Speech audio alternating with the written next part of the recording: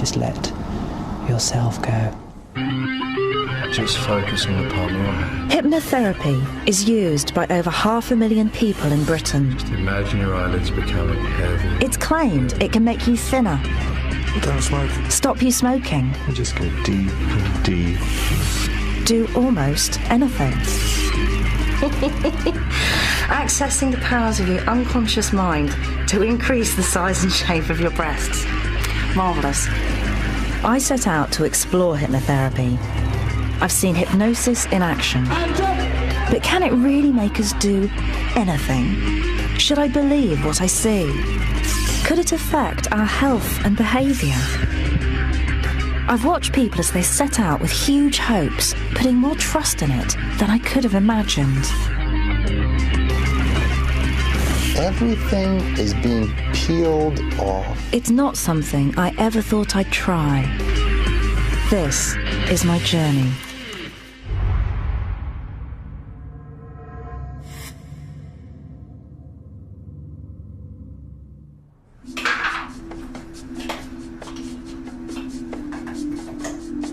This is me, Kathy Sykes, Professor of Sciences and Society at the University of Bristol.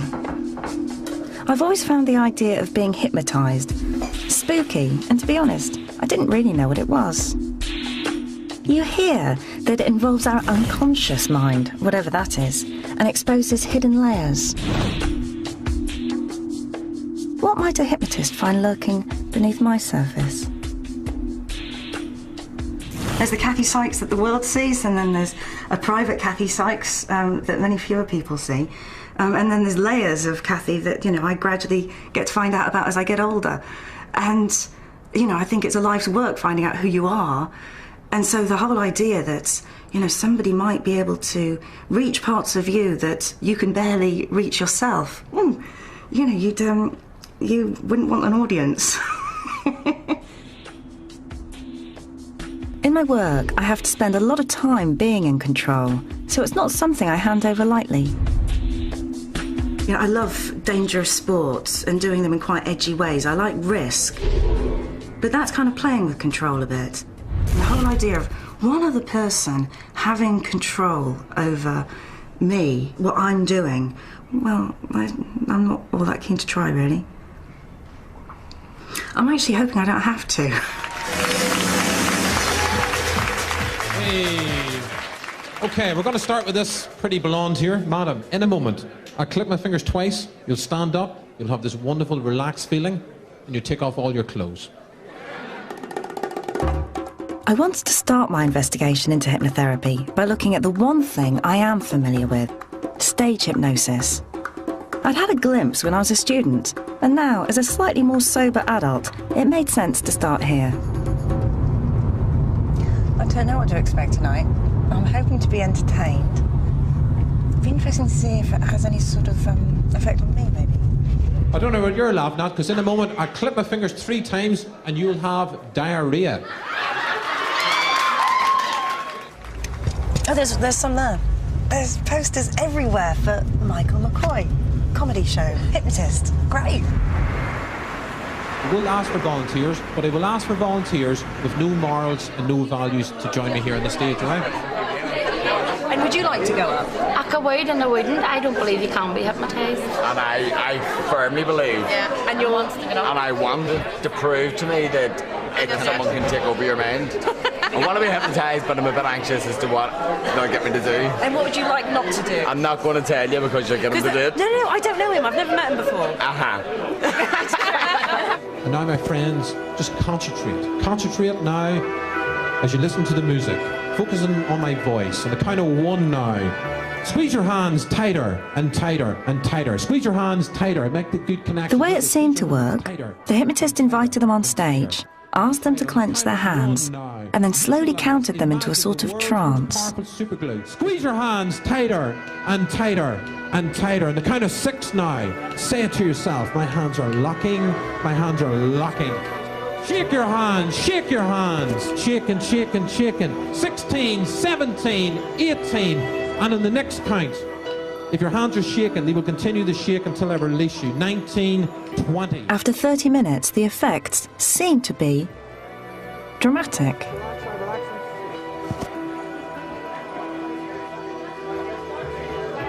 We're going to go by motorbike. 3, 2, 1. Rev up your motorbike with your eyes closed. Going around a corner now. They seem to be following his every suggestion, no matter how crazy. Watch out for the bunny rabbit. Oh, it's really going for it now. Big finish here. Big finish.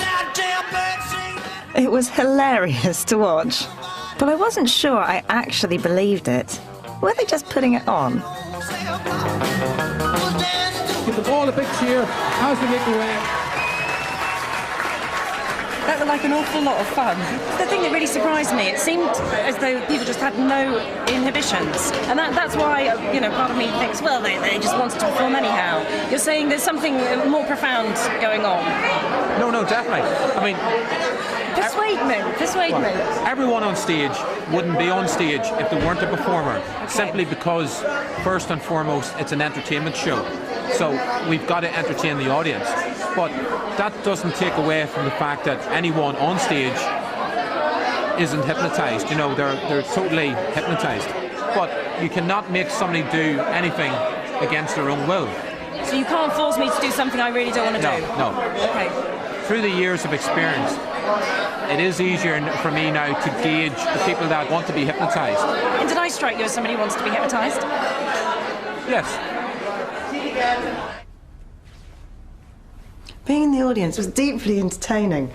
I didn't find myself wanting actually to be up there, although there is a part of me that's wanting to know how easily could I be hypnotised. Thinking about it, the thing that's puzzling me is how could something that seems to be about having a good night out have anything to do with health issues? Because hypnosis is what hypnotherapists use, and hypnotherapy is big business. Let's see. The NHS spend £5 million a year, private users 34 million.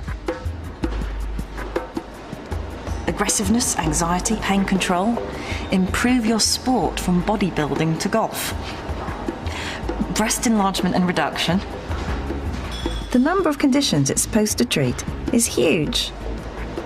Fear of success, fear of failure, fear of heights, fear of crowds, allergies, asthma, high blood pressure, migraines, improving memory, making decisions. I wonder if it's got anything about packing a bit less.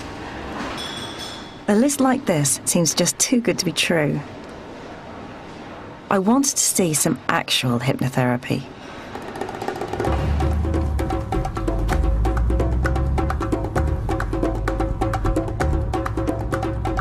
Today's the day that I'm going to stop smoking. I'm going to be hypnotised and hopefully just never want to smoke again. In Birmingham, West Midlands Police Force had just started providing hypnotherapy for the officers. With the national smoking ban just 4 days away, Constable Richard Beaumont was one of 150 prepared to risk being teased by his colleagues. Everybody said I'm going to be hypnotised and get a shout to go to a job, and I'll end up stripping off naked in the car and squawking like a chicken, that sort of thing. A relaxation and calm flowing from the base of your spine, up over your lower back and upper back and shoulders. That's right. You feel What's happening here is a world away from a stage show. Over your buttocks and thighs, your knees and calves. For the first 30 minutes, the therapist worked on the hypnotic induction, achieving the relaxed, trance-like state. Going down and deeper and further, just like going down 10 steps into relaxation and rest. Then he started to make a series of powerful suggestions. And now I want you to think of what would be the worst outcome of continuing to smoke. Who that would affect, the devastation it would cause. Perhaps you could imagine that person or person stood by your grave, and ask yourself who's responsible. I want you to hold that there for a moment, Richard. Freeze it and then store it away. And then I want you to think of a positive statement that lets you know you don't smoke.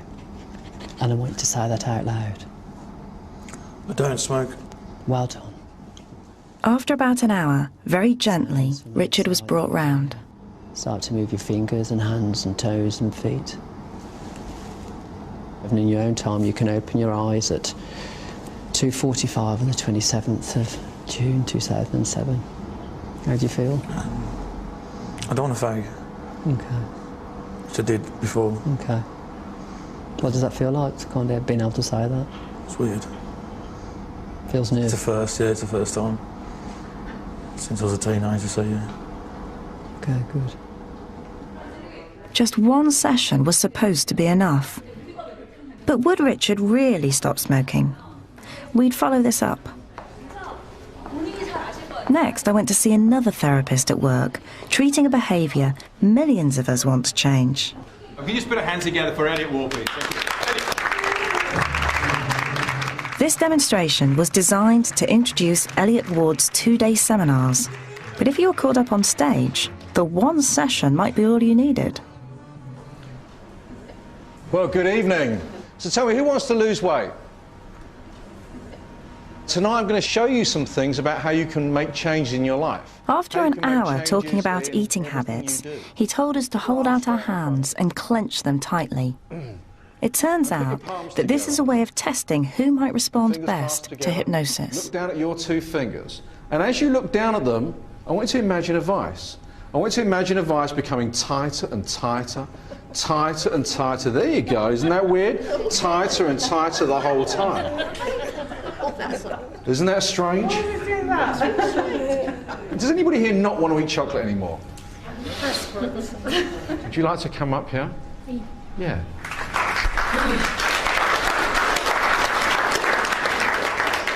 Have a seat. Okay. Just give me a hand. Okay. So all I want you to do is just look into my eyes. Just notice the change in focus. That's right. Just imagine. Again, I saw a hypnotic induction to achieve a relaxed, trance-like state. Deep. And then a series of powerful suggestions. Deeper and deeper relaxed. Good. Is there something that you really dislike eating? What is it? Corned beef. Corned beef. Ugh. Horrid. And like, if I was stuffing your mouth full of corned beef now, what would that be like for you? I'd urge. You'd urge. You mean you'd be sick? Yeah. Really heaving? Yeah. I don't know if you've ever been sick and you swallowed it. That's quite unpleasant too, right? Mm-mm-mm. So like this chocolate thing that you used to have, I want you to imagine starting to eat some chocolate now. And I want you to start smelling the chocolate and munching it, but as you do, I want you to start mixing it with the corned beef. That's right, each mouthful is like corned beef for you. Oh. And as you swallow it down with the corned beef... He encouraged her to make this grisly association over and over again.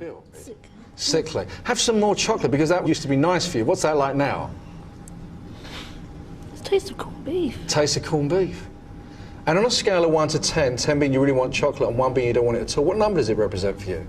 Oh, I don't want it at all. Are you sure you don't want any more? No. Excellent. So just come back and relax. Just open your eyes. Feel all right? Yeah. Excellent. Okay. Good. So on a scale of 1 to 10, 1 being you don't want chocolate at all, what number do you represent now? 1, I don't want it. What, you don't want it at all? I don't want it. You sure? I am sure. Dairy milk. I mean, what's that like? No, I don't even want to smell it. You sure? Do you know, just smelling it, it's sticking out. I can feel it around my mouth. Thank you so much. You okay? Thank you very, very, very much. My pleasure. Can I ask you a couple of questions Yes, about that? It looks so surprising. It looks so amazing. You're kind of thinking, is that really happening? Do you know what? That's what I've always thought. That is exactly what I've always thought. And yes, it was. I just felt so relaxed, and I could hear myself sort of deep breathing, like I would be when I was asleep. But I could hear everything going on. I could feel his touch on my arm. I can't explain it. It's just tranced. It worked. And are you going to eat chocolate again? No. You're sure? I feel positive. Yes, I really do feel positive. And the big telltale will be when I go home. The trance thing is a bit weird. It happened so quickly. That's the thing that's remarkable. But Nicola did seem genuinely affected. So what is this trance thing? Is it some special state of consciousness? Is it even for real? What do scientists make of it? The really weird thing for me watching all of that was when the people went into that trance state and they just seemed to go from sitting normally to being in a completely different zone. But the scientists just don't agree about it. Some say it's a special state and the others say it isn't. Some say the trance stuff doesn't matter anyway. It's all down to the power of suggestion. Frankly, I don't know what to think.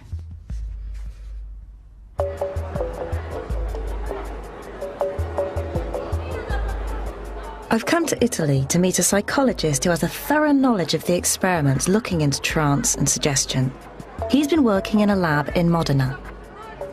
From your perspective, how much do you think is kind of a component of suggestion, and how much is it necessary to be in that trance? Well, that's one of the exciting things. That's been a big debate, an exciting area over the last 50 years. And here's what we seem to know about it.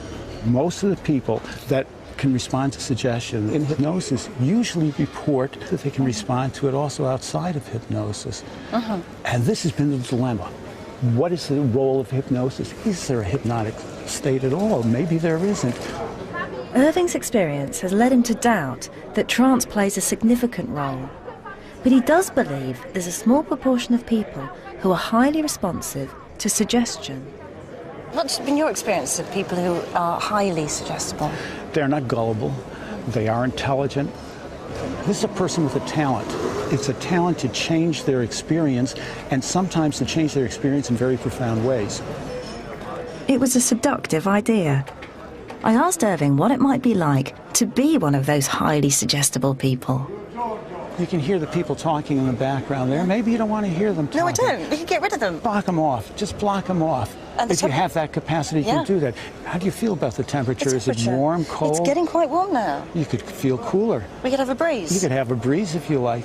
We could decide, for example, that this building in front of us is actually a modern building. We could have it look like that. We could change the color of it. Could we have the Guggenheim? Sure, we could have the Guggenheim. Anything you like, we could change the color of it. We could make it a grey building. We could make it... Irving has been working with some of these suggestible people as part of an experiment. Just about to get to meet one of these highly suggestible people and get to see what's happening in his brain, which is kind of amazing. His name was Pelham. I'm going to ask you to do this twice. First time I'll ask you to do it in hypnosis. Okay? All set? Yeah.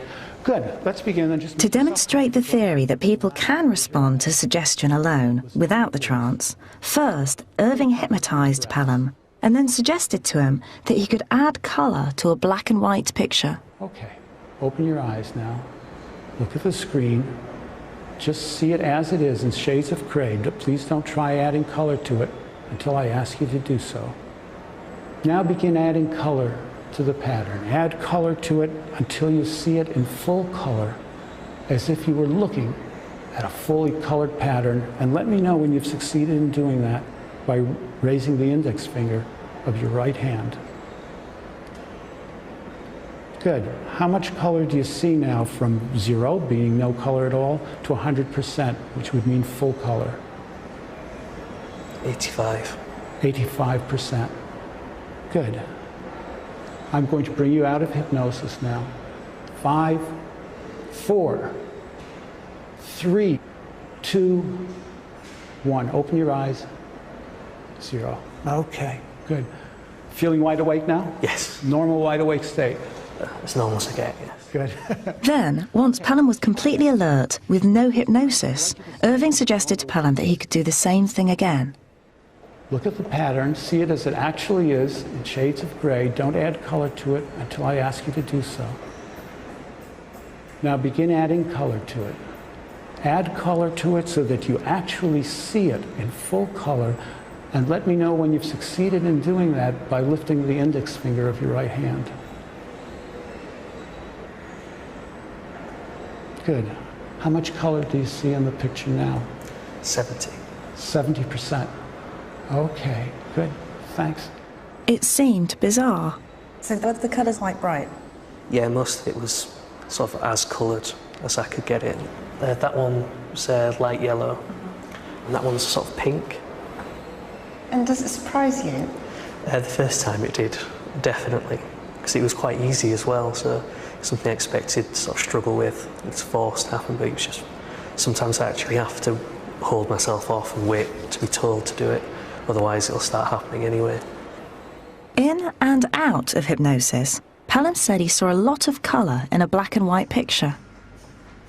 This is consistent with the idea that trance is pretty much irrelevant and you can achieve almost the same results without it. Quite a lot of activity going on, not only in the back of the brain, but also... Irving then wanted to see what was happening in the brains of Pelham and those like him, comparing them under hypnosis and then without it. Now, when did you get these results? I saw them yesterday morning, and I'm still excited about them. They're not what I expected.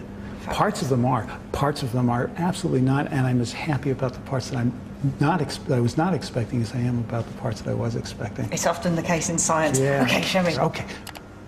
First, Irving took me through what someone's brain looks like when they're being shown an image in colour for real. An area called the visual cortex lights up. Okay, so this is no suggestion, no hypnosis. This is just the way the brain looks when it's seeing colour. That's exactly, Great, got it. That's exactly right. Okay, here is a composite image of the brains of people who are adding colour under hypnosis. And what you'll see is that there's this area that's lit up, this area of increased activation. Within the same area that we saw before? That's right. That is involved in seeing colour? In seeing colour, yes. Okay, so this person isn't seeing any colour whatsoever. No. But the area involved in... Experientially is they're not being shown any colour, but the area involved in perceiving colour that's lit up. So, under hypnosis, part of the visual cortex involved in perceiving colour is active. This suggests that Pelham was somehow really seeing colour. Then we looked at the brain responding to suggestion alone. Now here is a composite picture of the brain of the 6 people when they were not hypnotized. They're asked to add color. They're not hypnotized. There's no color area. There's no color area being lit. There's some other things being lit, but not in the parts of the brain that actually respond to seeing color. This did surprise Irving. What was going on in the brain under hypnosis appeared to be different from suggestion alone.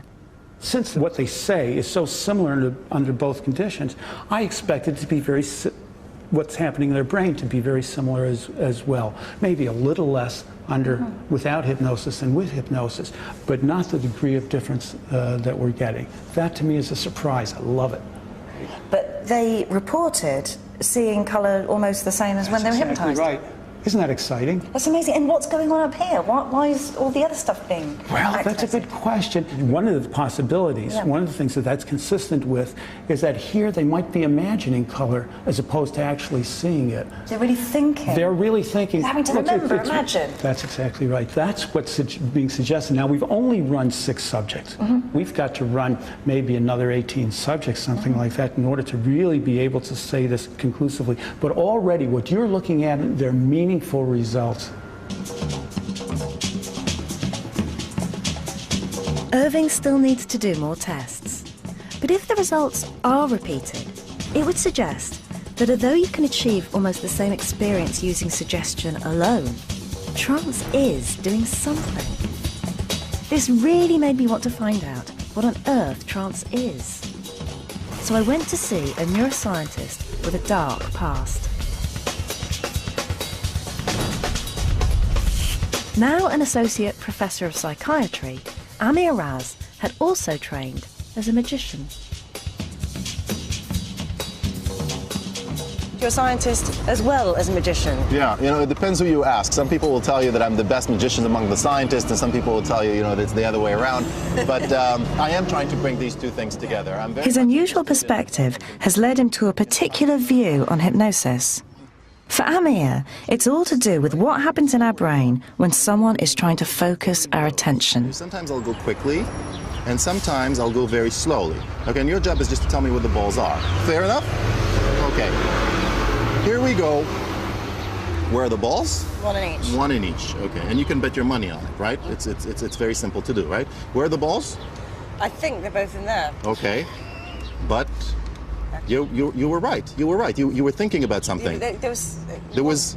Let's try it again. So look, I take my hand down. So you're looking at it. I open. You have the element of surprise, and I throw the ball at the same time out of your line of vision. That's the magic trick. But actually, it's not a trick at all. There's nothing to it. Even if you know the technique, I'm just counting on your brain, not registering things at the right time. They're all there, you know, on the floor. Say they're all over there. According to Amir, what happens under hypnosis is that your brain goes into a state of highly focused attention. You could call it a trance, but he thinks science hasn't really yet defined the term, and so it's just not helpful to use it. You see, attention and hypnosis, I mean, literally are the same thing. And the way to think about it is hypnosis really is a misnomer. The word hypnosis is very confusing. Hypnosis, relates to hypnos, which is in Greek mythology, has to do with sleep. But hypnosis, the way we talk about it, has nothing to do with sleep. It has to do with attention. It's an attentional manipulation. We know that with attention, you can actually influence cognitive processes, emotional processes, thought, and action. So as a scientist, hypnotism isn't very surprising? As a scientist, hypnosis is fascinating. Then Amir made me an offer that I found myself accepting. How about me trying hypnosis? But would I be able to let go? If you try too hard, you need to revise, okay? You need to let go, and don't try too hard. Let things happen off their own, okay? And I'll try to help you. So play, relax, and don't try too hard and go to a place maybe that I haven't been to before internally. And enjoy it. That's nice. And enjoy it, yeah. Right. Oh, it's very nice. It's very nice. And I'd like you to allow yourself to lose a little bit of control while you are in control. That's possible to do. Everything is being peeled off. Float down like a feather. What then happened was a long and gentle process of getting me to become deeply relaxed. We can't show you the whole session because broadcasters aren't allowed to. And once you get there, just let me know that you're there by gently raising your index finger on your left hand.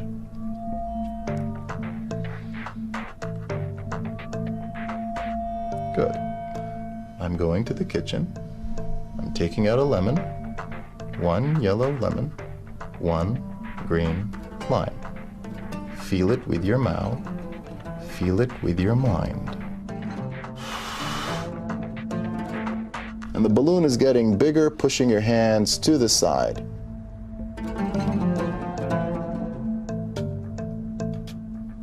The right arm is very, very heavy, and it's like a branch of a tree. It is a very rigid arm. I'd like you to pay attention to a mosquito. I think it might want to have a little taste of your shoulder there. I'd like for you to remember the following cards. However, it might be difficult for you to remember these cards until I tell you, Kathy, now you can remember these cards very clearly. After an hour of listening to Amir's suggestions, I was brought around. Everything is beginning to be more and more crisp and normal. Common wakefulness is about to commence. 3 to 2, 2 to 1, and we're back in the real world. And you can open your eyes when you're ready and sit up and yawn and stretch and do all the things that you've been wanting to do for a while. Good morning. Hi there. Good. Was there anything in particular that you'd like to share? Well, it felt delicious to be relaxing, and I love the, falling into a warm place in fluid and supported the cloud. Really relaxing. But, and a part of me feels like, well, I didn't really taste any lemon or lime, and I was trying, I'm just a bit disappointed that I'm not a bit more imaginative. Mm-hmm. I was trying to Did you imagine. have some kind of an innate resistance?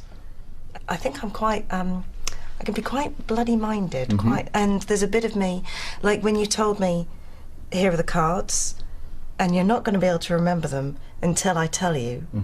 Well, I thought, damn you, no, I'm going to remember them, regardless. So there is a bit of me that just doesn't want to be compliant. Right.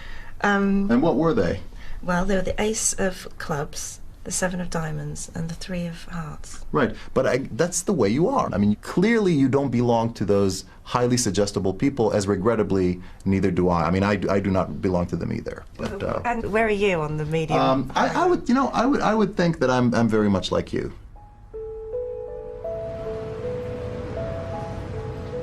So I'd been hypnotised, or as hypnotised as I could be. But at least I'd learned about what trance might be, and about the power of suggestion.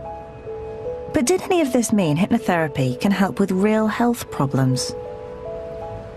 It was time to meet up with Richard, the smoking policeman.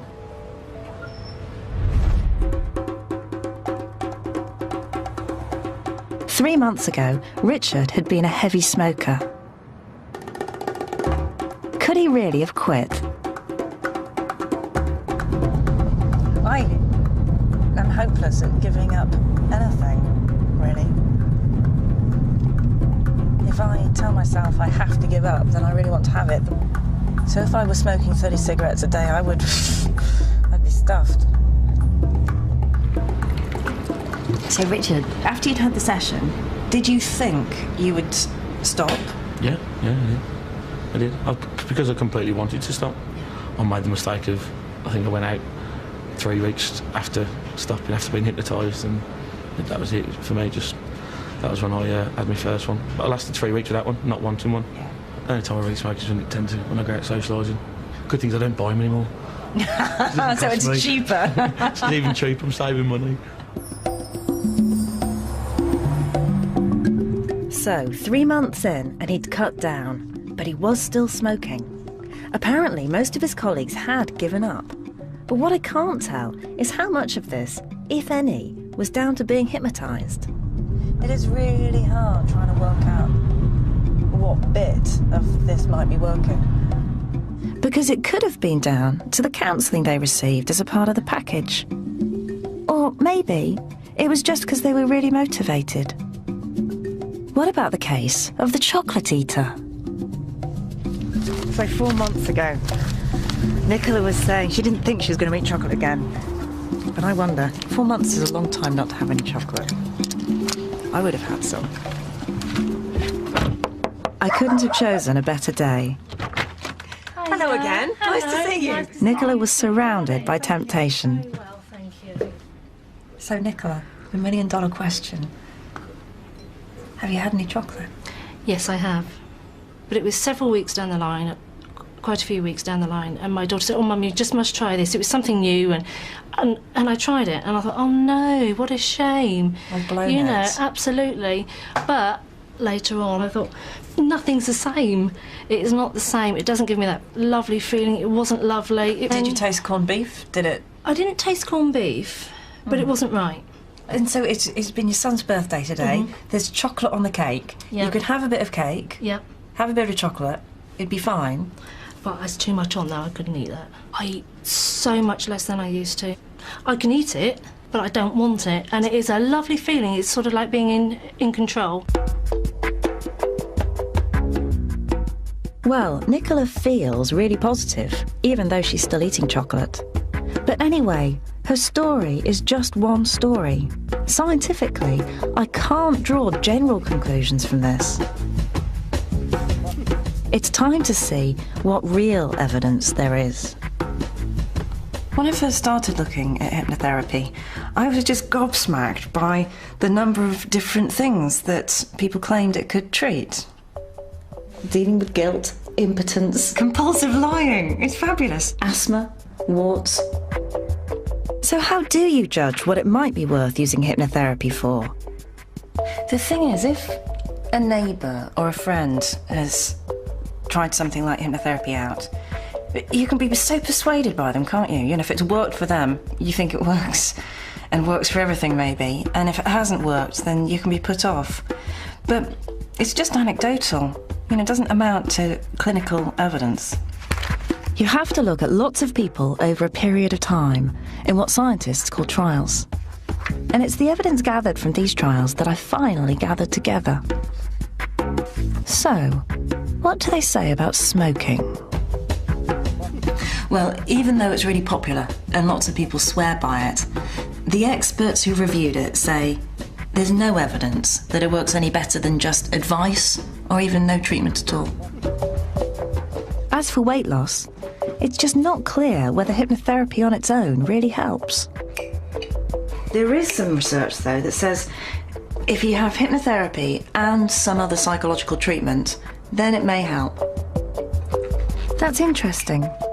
But what's surprising is that for many of the conditions listed on the internet, there isn't really clear evidence one way or the other. And sadly, there's absolutely no accepted evidence that it works for breast enlargement either. In general, more trials need to be done. But in hypnotherapy, that's tricky. You know, each hypnotherapist uses a different process, a different way of relaxing people. The whole induction process is different. And they also use different types of suggestions or other psychological therapies as part of the package. It's really complicated and hard to draw general conclusions. But there do seem to be a number of conditions where hypnotherapy could really offer something. I'm off to explore two of the most striking.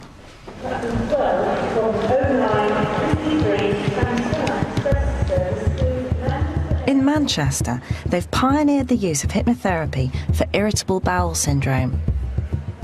IBS is a painful social nightmare. Severe stomach cramps, diarrhea, constipation. In an NHS clinic, patients with the most severe form of IBS, who've tried all conventional treatments, are offered hypnotherapy by Professor Peter Warwell. Hi. Peter Warwell. Very nice to meet you. Should we go and have a bite too? Yes, let's.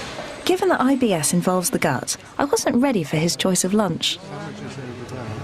Or maybe a salad? Yeah. What about you? I'll just have a plate of chips. A plate of chips? A chip butty, as they say. Yeah. Is that good for innards? Yes, you need to stay off healthy foods with IBS. Stay off? Oh, they make it worse. About 60% of people are made worse by IBS. Right, so I mean, normally I go right for the fibrous things. If I have IBS, I should be avoiding them. So if I see a patient in the clinic because I'm on a healthy diet, gotcha. You know That's that past you the can, problem. Yeah. 25 years ago, when Peter first looked into hypnotherapy, he was a skeptic.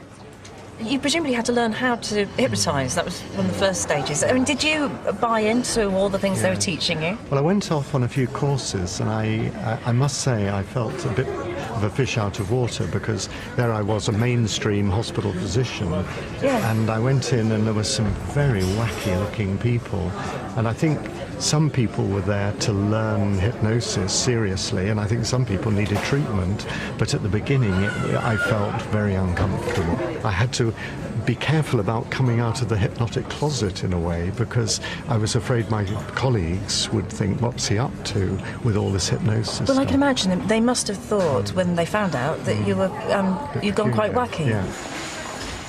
Peter has devised a form of hypnotherapy that encourages his patients to imagine that their gut is healthy, literally thinking the organ back into working order. Okay, so just look at my finger and think about your eye. It's becoming very, very heavy. He offered to demonstrate his technique on a colleague who he'd hypnotised many times before. Deeper, deeper, deeper, and deeper. As you can see, the word deep works very well. Well, he didn't seem to need to do anything. No, we'll just say deep, and away she goes. But Teresa does go exceptionally quickly. And speaking now, as talking, isn't going to disturb her? No, and she can hear what we're saying and tune in if she wants, or if she doesn't want to, she doesn't have to. It looks fantastically relaxing. So you put a hand on your tummy and feel a lovely warm feeling in your tummy. Think about that warmth going right through your tummy and reaching every single part of your gut. Every part of your gut is being influenced by that warmth and relaxing. So all spasm is just being taken away from your tummy. and just making you feel absolutely wonderful. And you can just drone on like that, telling them nice things and just... So tactile therapy That's is the tactile, touching her tummy and you droning on. Yeah. And another thing we do is this visualization. So we often say to the patient, well, your gut's a bit like a river. Why don't we think of that gut becoming like your brain wants it to become, a nice, smooth, gentle flowing river over which you have total control. You are controlling your gut rather than your gut controlling you. You keep on droning on about these repetitive things, you know. It's almost brainwashing them, isn't it? Well, yes, well, I think presumably this idea of control is absolutely key. Yes, you have a bit of a paradox because it looks so the person's under your control, and then you're telling them they're going to be in control. And there's something about hypnosis, they've got to trust you, obviously, and they go into this state where they are suggestible. You're suggesting they're going to take control. But once you start going into that process, they do take control. It seems amazing that something so simple could be so powerful. But Peter is achieving some remarkable results in people with the most severe forms of IBS. We don't know if it can help all sufferers. Yeah, he's just got masses of humanity. He really cares about this. But he's still being as rigorous a scientist as he possibly can. Peter was great, although nothing could have prepared me for my next stop in Scotland.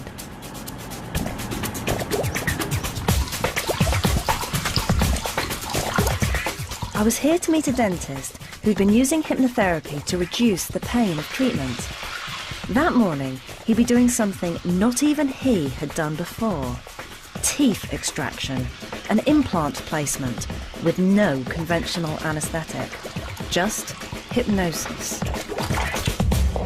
Imagine waking up in the morning, having had quite a sleepless night, thinking, some bloke is going to rip my teeth out and I'm going to be hypnotised, so it's not going to hurt. It's just remarkable. I'm so glad that it's not me. It was Amanda. She'd only had 5 hours of hypnosis to prepare her for this morning. But today, she'd have her 2 front teeth removed and 2 implants inserted. Why did you want to have hypnosis rather than anaesthetic? What made you think that? I mean, I just do ordinary things, you know, go to work, come home, go for a walk, you know, and it's just doing something like this. Ordinary people can just do something like extraordinary, and I thought, I'll give that a go and see if I can do that. Good morning, Mandy, how are you doing? Oh, fine, Good to thank you. see you, in you come, Have a Mike seat there. Gow is Mandy's dentist and hypnotherapist. All the way round onto the chair, that's it, yeah. That morning, Mandy had taken a couple of ibuprofen. I can tell you, they'd make a minimal difference to what you're about to see. Perfect. Excellent, good stuff. And I want you to give yourself that signal again, that anchor, okay? And I want you to re-access those positive feelings, the feeling relaxed and positive, okay? Mandy's anchor, a near hand shape, seemed to send her off. Today, the procedure that's happening is to improve the health, improve the function, improve the appearance of the body, isn't it? So for that reason, you'd be surprised by how easy you find the procedure today, because... Mike spent about half an hour helping Mandy to focus and suggesting that she shouldn't expect pain. Then, a different sort of hand signal. And suddenly, it all felt very real. Just relaxing deeply into the chair, being tucked in, safe, to be entirely comfortable. One way of learning how to do this is to imagine a comfort dial. Visualising in your mind's eye now this comfort dial. You're very easily able just to turn the dial down, aren't you? You can take this pad in your hand and hold on to this pen. I want you to think about that dial now and just write down the number that you can see and feel the comfort dial is at right now. That's right, a 0, completely comfortable. If the number got to 6, Amanda would be given a dose of local anaesthetic. Noticing just how far up in the mouth, the nose, the lip. They were going to monitor Mandy's pulse throughout. So was I. Pressure, you can write down another number there. Before long, the dentist started to loosen the tooth. It was about to get grim. 0. You can zero in on the comfortable sensation and just write down another wee number there. A 0. Completely comfortable. Comfortable pressure. Enjoy relaxing on the beach. While Mike was innocently talking about a beach, out came the first tooth. Feeling relaxed and calm. Just write down the number the dial is at right now. A 0. How could she write a 0? Comfortable sensations as you walk along the beach. Perhaps you have your shoes off and you can notice the sand between your toes is wet, or whether the sand is dry and warm and fluffy. And as you feel the movement and the pressure, you can allow the altered sensations, the feelings of comfort. So turning the dial down, just writing down a wee number for me there. A 2, okay, turning that 2 down, because it's right to turn down the number 20. Just write down the number again now. Where's the dial at now? A 1, and you can turn the dial from a 2. That was hard enough to watch, but then came the drill. Quite a satisfying feeling to know that you can control the sensation, choosing at any time just to write down which number feels right. A 1. This was all taking a long time, and her pulse hadn't changed. Drift away, separating Mine sure had. mind from body. Enjoying this perfect day at the beach, the perfect weather. Enjoying the way I hoped Mandy was really on the beach. off the sea. A 1. I certainly wasn't. Comfortable 1, because it's right for 1 to feel comfortable. And it's interesting that there are so many colours and so many different shades in these grains of sand. Just continue to relax while I speak to Kathy. Mandy's pulse has stayed incredibly low. I mean, my pulse was higher than that. Because she's relaxed. She really is in a comfortable place. Yeah.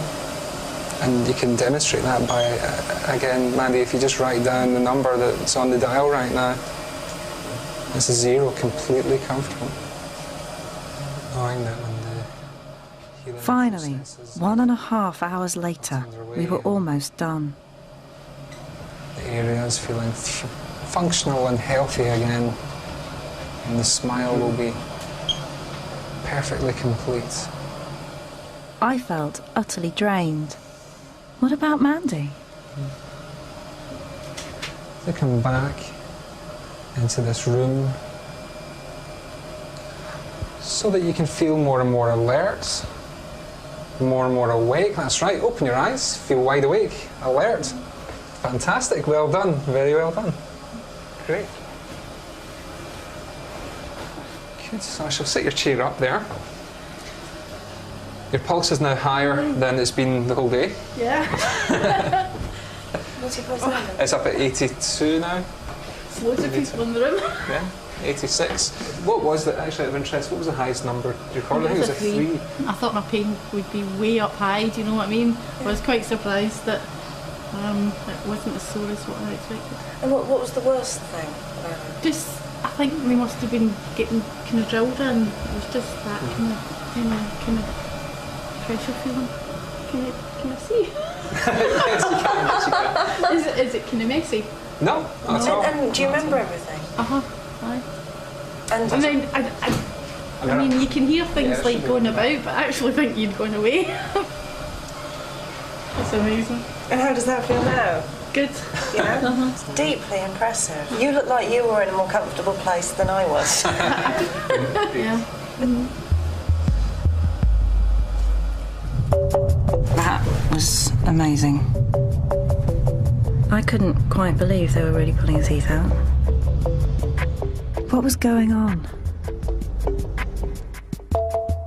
Now, one possibility, and some scientists would say this was the most likely explanation, is that Mandy is experiencing something called the placebo effect. Now, I think this is quite an amazing phenomenon. It says that if you just tell somebody they're going to experience less pain with a particular treatment, even if you give them a dummy pill or a dummy treatment, they actually feel less pain. It's just the act of telling them and their belief that makes it work. Could this explain what was happening with Mandy? I went to Montreal to meet someone who might have some answers. Professor Pierre Rainville is a world expert on pain and hypnosis. The first question I wanted to ask was he as amazed as I was? What we're saying is that the words of another person are able to change what's going on in our brain. Of course. And profoundly affect our physiology. Right, yes. But of course, every time we interact, we're changing our brain and... But changing how much pain how much pain this body is in seems... But of course, most of what our body does is not under our willful control. Pierre's work has already shown that hypnosis can reduce pain in almost anyone. But he wanted to know how. 5, 4, 3. He's receiving 48. He's in the process of conducting a major experiment to look at this. Just relax and don't move. What Pierre is trying to find out is this. Is hypnotherapy, when applied for pain relief, analgesia, just the same as the placebo effect? Or is it doing something different? He's receiving 48 degrees. So what are you trying to tell the difference between? What's your... Well, we know that both hypnotic analgesia and placebo analgesia are two real analgesic procedures. Okay, so just believing or being conditioned to believe that something's going to work genuinely affects your experience of pain. Exactly. We know that's the case. And we know with both of these. This also decreases the pain-related responses in the brain. Now the question that we're able to address with this study is whether the mechanisms that are involved in inducing the placebo effect or inducing the hypnotic analgesic effect, whether those mechanisms are exactly the same or whether there are different pathways in the brain that might induce some true analgesic effects. So I will start with the analgesic cream. For the placebo part of the test, people's skin was coated with what they were told was a pain-numbing cream. In fact, it does absolutely nothing. Then, their brains were scanned before and while a painful stimulus was applied. And how much does it hurt? Well, you can try it. Oh, great, okay. You have to try it. I have to. You don't have to, well, but it'd be interesting, yeah. Every student in my lab would go through this before running their own study. Yeah, 25. Though actually, I wimped out of that one. Your legs are feeling heavy and relaxed. To see the effect of hypnosis, the same subject would be hypnotized and given a series of suggestions telling them that they would not feel pain. Again, their brains would be scanned and the painful stimulus applied. 5, 4, 3. So we're telling him when he hears this countdown, his leg will become more and more numb and like if it was anesthetized. We're expecting that the subject is going to report less pain in this condition. And in the meantime, you're measuring what's happening in his brain. Right. Did she walk An enormous amount of analysis had been done over the last 3 months. Pierre promised to give me a first peek at the findings the next morning.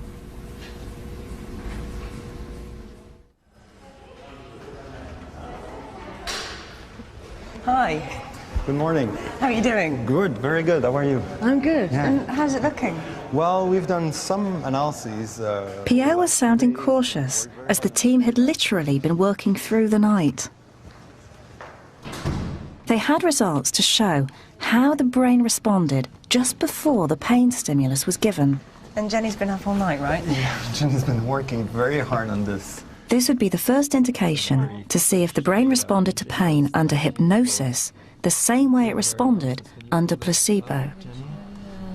Right, so these maps are showing brain activity in anticipation of the pain. Okay, so this is the expectation. Right. This is the expectation, and this might reveal areas that trigger the analgesic effect. Mm-hmm. And here in the hypnotic analgesic condition, we find some stronger activation in some part of the prefrontal cortex. And in the analgesic condition in the placebo study, we find another area that's much more dorsal in the frontal cortex. Okay, so just here, Right. which is kind of about here Right. on my brain, Right.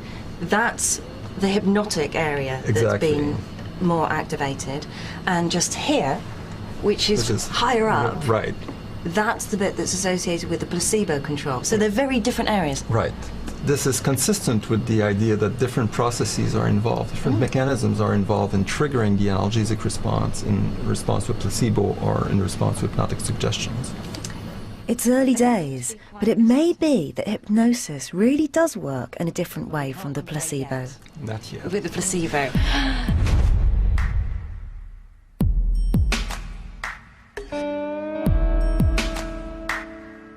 I'd come to Montreal after seeing a stunning example of pain control, wanting to know how this could be happening. I'm leaving with a tantalising glimpse that hypnosis might have its own particular way of changing how we respond to pain. I didn't imagine it was going to be as powerful as it's been. Watching how pain could be controlled was something I'll never forget. I felt totally sick. I remember thinking, don't faint, Kathy. Just look away for a while. Look away, because then you might not be sick. It's been a long journey, but at the end of it, I've seen two powerful examples where hypnotherapy may have a place in medicine. As for me now, where am I? You know, I've felt quite disappointed about not being very hypnotizable. You know, it would have been much more interesting to have had, a more full experience. And I think that now I'd be more playful about it. You know, I'd be able to, just try to really go for it and not see it as a bit of a control fight. But the problem has always been partly that you've been here with me. You know, there's been a camera crew and people watching. So I'm afraid I have to do it alone now. And it gives me a chance, it will really give me a chance to experience it fully, because I would so like to, be able to have the ability. I've got an appointment. Mike McCoy, the hypnotist I met in Belfast, has offered to try and hypnotise me. Oh, hello again! It's very nice to see you. Said, you've got to do this slower. For a free booklet about the topics featured in this series, and more about Open University programmes on the BBC, call 0870 900 0311 or go to open2.net. Reflexology is the alternative therapy next Monday at the same time, 9 o'clock, here on BBC Two. The Grumpies have a few words to say about the British class system next here on BBC Two, while on Radio 5 Live, join Richard Bacon for lively and entertaining chat on the day's big stories.